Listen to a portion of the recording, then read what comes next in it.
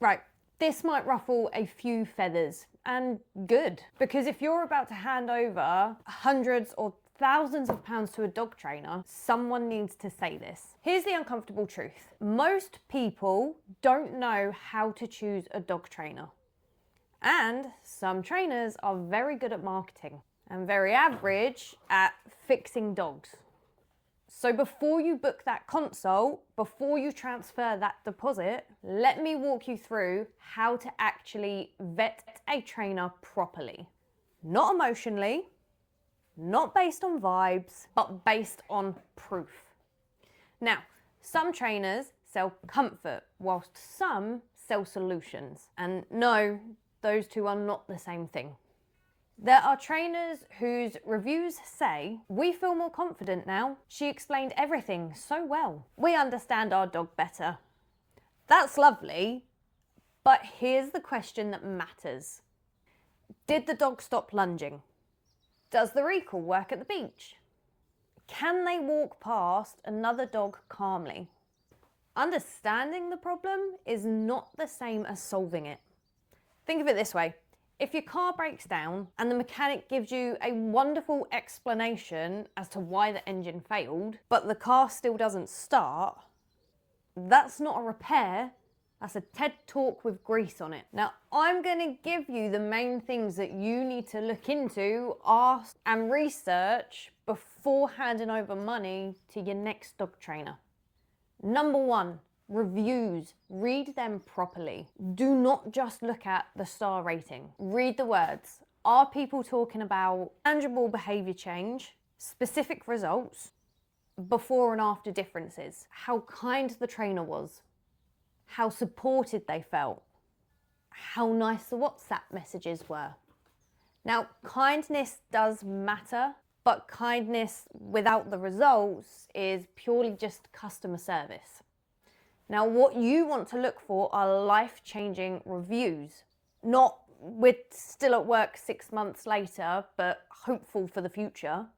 And if a trainer has 200 reviews, but 150 of them are for harness fittings or puppy socialization, that tells you a lot about what they actually specialize in. Now, number two, ask for references. Yes, actually ask. A good trainer will not panic when you say, "Can I speak to a previous client that had similar issues? Do you have anyone whose dog was reactive like mine?" If they hesitate, dodge, or get defensive, that is data. And if you do manage to find a dog trainer that does give you a reference, when you then speak to that client, here are 3 things I want you to ask them.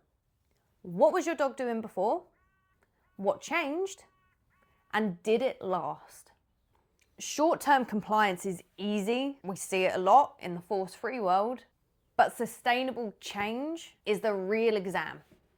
Now, number 3, I want you to ask them to show you proof. We all have smartphones, every single one of us. There is no excuse in 2026 for a dog trainer not to have before and after videos, case studies, documented progress, and real footage of real dogs improving in real time. Now, I'm not talking about perfectly edited, cinematic, slow motion clips with emotional music. I simply mean the dog lunging and barking on day 1 and the same dog calm and neutral later on at the end of the training course. Proof of concept. If someone claims their methods work but have 0 evidence to prove it, you need to ask why. Because let's face it, true results are not shy. Good results are loud. And if someone says, "I focus more on delivering results than filming," great.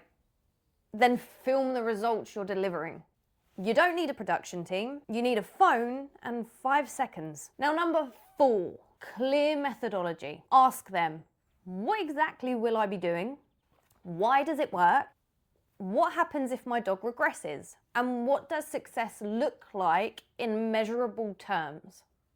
Now, if the answer is vague, fluffy, or heavily dependent on "it just takes time," be careful. Time alone does not fix behaviour. Now, clarity matters. You hear me say it a lot. Structure matters, and a plan matters. If a trainer cannot articulate their framework simply and confidently, that's a problem. Now, number 5, timeframes and buy-in. Here is something nobody talks about. A method is only as good as the owner's willingness to apply it consistently. If you're told this will take 18 months to maybe see improvement, be honest with yourself. Are you going to execute that daily, consistently for 18 months? Most people won't. I know I certainly won't. I can't even get myself to eat healthy for 7 days. And if you don't believe in the process, you simply won't follow it. And if you don't follow it, it won't work. So when you are choosing a trainer, ask, what's the realistic time frame? What will be expected of me? And what does this commitment actually look like? How many minutes, hours, days, a week am I going to have to spend doing training with my dog? Now, what we don't want is false promises. We don't want to hear, I will fix your problem in 1 session. But we also don't want vague, endless tunnels of just keep going. There should be a structured path forward. Now, here are red flags for you to pick up on. Let's make this simple. So be cautious if there are no detailed success stories, reviews focus only on how nice the trainer is, there are no case studies, they refuse to give you references, they can't show real behavioral transformation, and everything is theory, nothing is demonstrated. Now, I want you to remember, your dog is not a marketing experiment. And let's face it, most of us don't have the funds to keep going round and round and round on this carousel of dog trainers, hoping that one day, one of them might actually provide us what we need if we just hope for the best. Now, people are increasingly looking for proof-based, solution-focused training. Not slogans, not tribes, not virtue points, proof. Because let's face it, at the end of the day, you don't care about being part of a movement. You care about walking your dog without dread. You care about not gripping the lead every time you see another dog. And you care about peace. So do your homework. Ask the uncomfortable questions, request the evidence, and don't confuse confidence in explanation with competence in execution. Now, your dog gets one life, so choose the dog trainer, the one person who can actually change it for the better. Now, I have actually created for you a dog trainer vetting checklist, which you can download for free in this description or from the link in our bio, to make sure that next time you go to hire a dog trainer, before you hand over your well hard-earned cash, you know that they are perfectly right for you. I'll see you on the next one.